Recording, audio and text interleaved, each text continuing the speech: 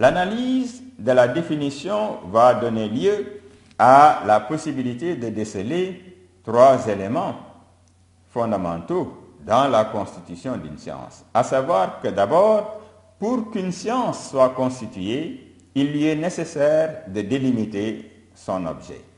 Alors, ce qu'on appelle l'objet d'une science, c'est ce qui est étudié dans une science donnée, et donc cette notion d'objet, on va dire que c'est le domaine d'intervention de la science en question.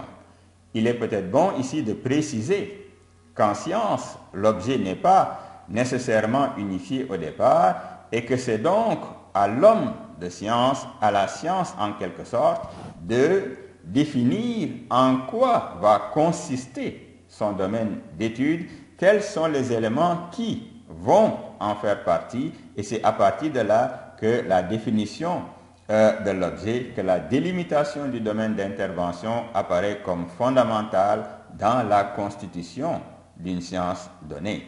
Et c'est cela qui va se retrouver dans toutes les distinctions que nous aurons à faire de la science et qui vont manifester une certaine importance dans la constitution même de l'idée de la science en général. Une fois que l'objet a été spécifié, il va falloir choisir une méthode. Le choix d'une méthode ici n'est pas fortuit. Autrement dit, il ne se fait pas n'importe comment. La méthode est appelée, si l'on peut dire, par l'objet.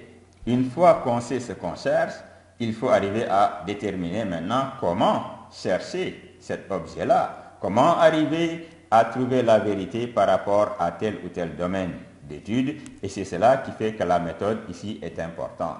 Elle est importante parce que dans la science, une vérité ne se dit pas de manière arbitraire, elle ne découle pas de l'opinion, elle ne découle pas des croyances, elle ne découle pas même de la révélation en science, elle doit donc découler d'une activité de l'homme et une activité qui aura la possibilité justement de mettre en place des éléments qui vont garantir sa véracité. Et c'est pourquoi la méthode est nécessaire pour arriver à un certain type de résultat qui ne puisse pas faire l'objet de la spéculation ou de la discussion interminable. Voilà donc pourquoi, une fois que l'objet a été identifié, la méthode doit être choisie avec soin, ce qui permet maintenant d'envisager des relations objectives, n'est-ce pas, vérifiables entre ce qui est dit et ce qui est en question. Et c'est à ce niveau-là que la science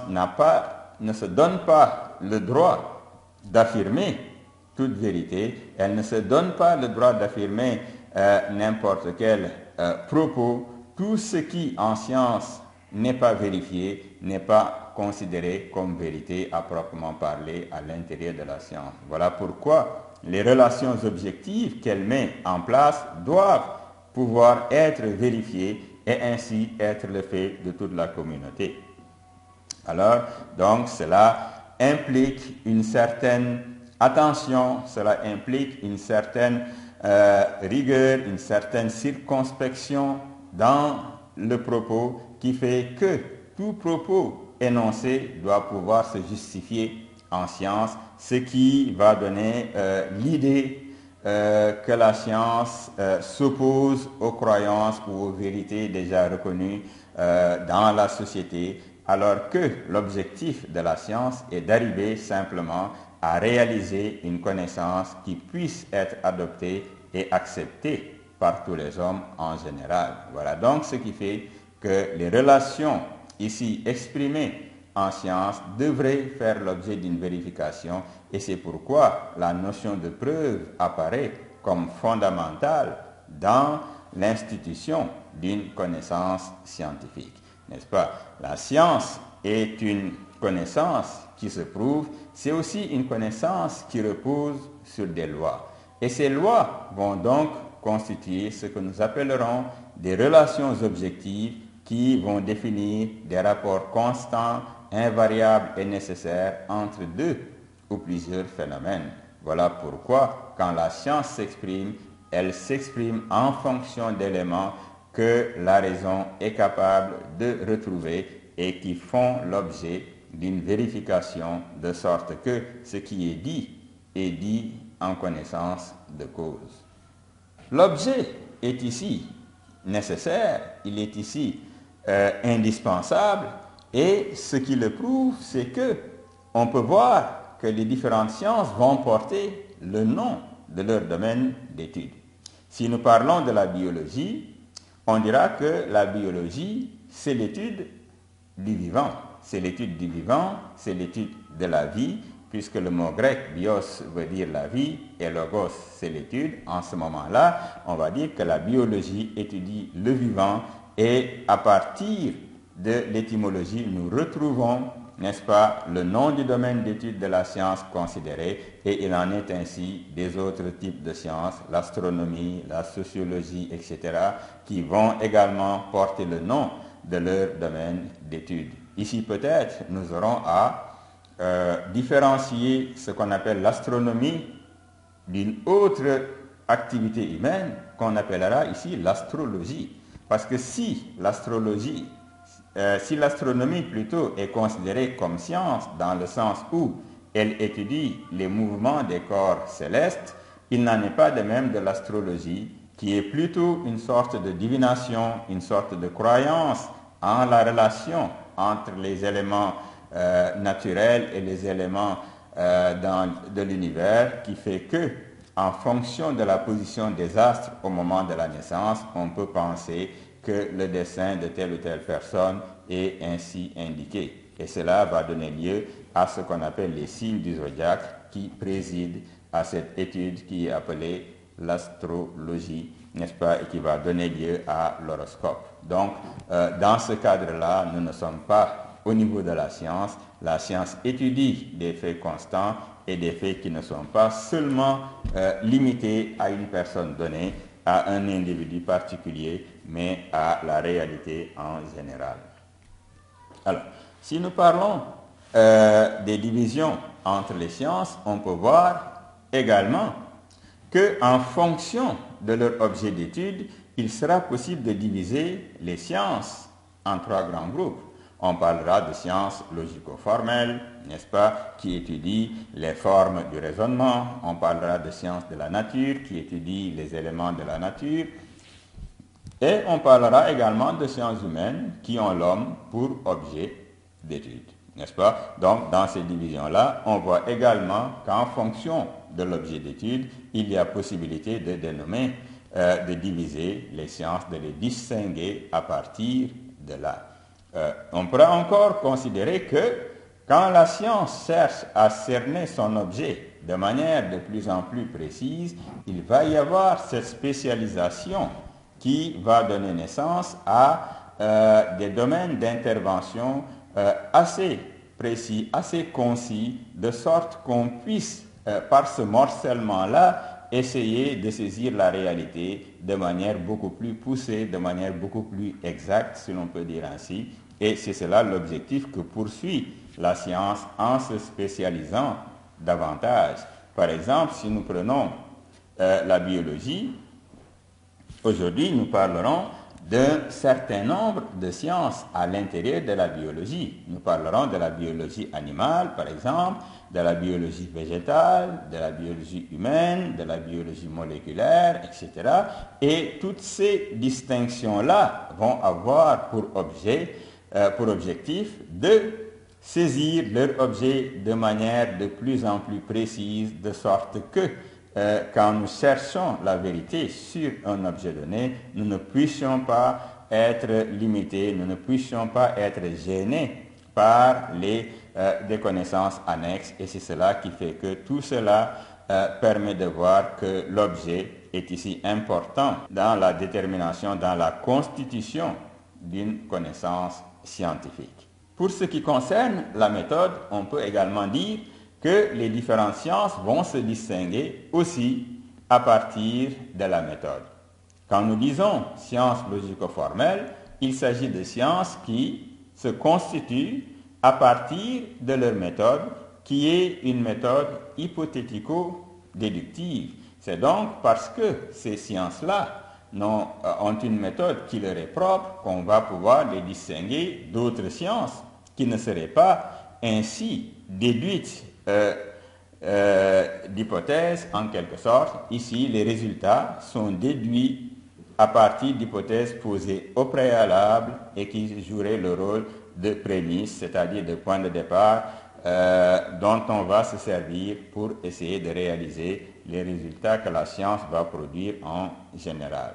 Quand nous parlons de sciences expérimentales, il s'agit de sciences dont la méthode est la méthode expérimentale par rapport à laquelle nous aurons à revenir beaucoup plus en détail pour voir en quoi consiste l'expérimentation et qui permettrait justement de mettre l'accent sur un certain type de science dont la méthode est la méthode expérimentale. Quand nous parlons des sciences humaines maintenant, il s'agit de sciences dont l'objet est l'homme, mais dont les méthodes vont varier en fonction de ce qui est recherché, en fonction de ce qui va être possible. Nous aurons ici diverses méthodes dans les sciences humaines, méthodes explicatives, méthodes compréhensives, etc.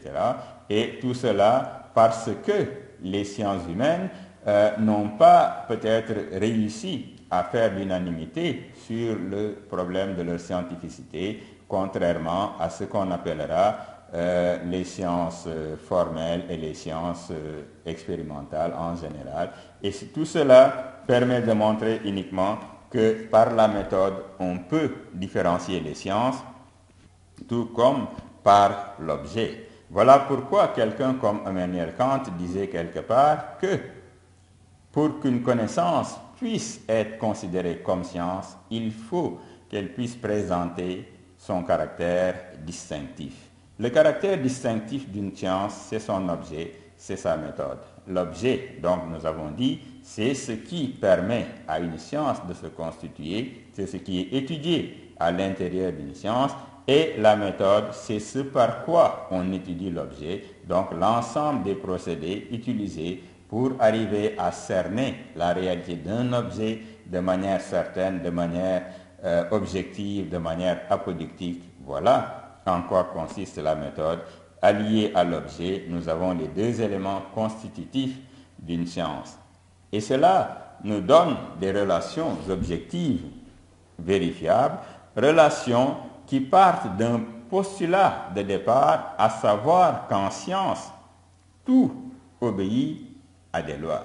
Et si tout obéit à des lois, c'est parce qu'on suppose qu'à l'origine, l'univers est déjà constitué de manière régulière, qu'il est donc soumis à un certain déterminisme et qu'il n'est pas soumis au hasard ni à l'aléatoire, de sorte que, en cherchant une vérité, en la cherchant de manière méthodique, on pourrait arriver à un résultat qui puisse satisfaire tous les hommes, et c'est cela qui permettrait, d'un certain point de vue, de constituer une connaissance scientifique sur la base de tels points de départ qui ont été précisés jusqu'ici. Ce qui veut dire donc que nous avons la possibilité de comprendre que quand nous parlons d'une science, nous aurons nécessairement à délimiter un objet d'étude, nous aurons également à déterminer une méthode adaptée à la recherche dont il s'agit, et il y aura l'objectif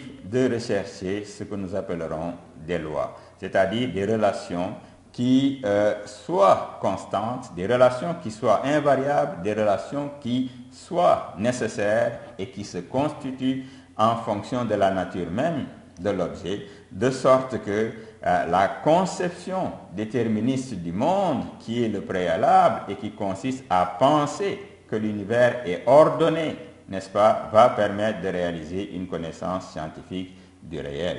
C'est dans ce sens-là que Galilée disait que la nature est écrite en langage mathématique, et c'est pourquoi il préconisait de mesurer tout ce qui est mesurable et de rendre mesurable ce qui ne l'est pas. C'est dans cette même optique d'ailleurs que Léon Brunswick avait dit que connaître, c'est mesurer. Voilà donc à peu près ce qui va constituer l'objectif de la science.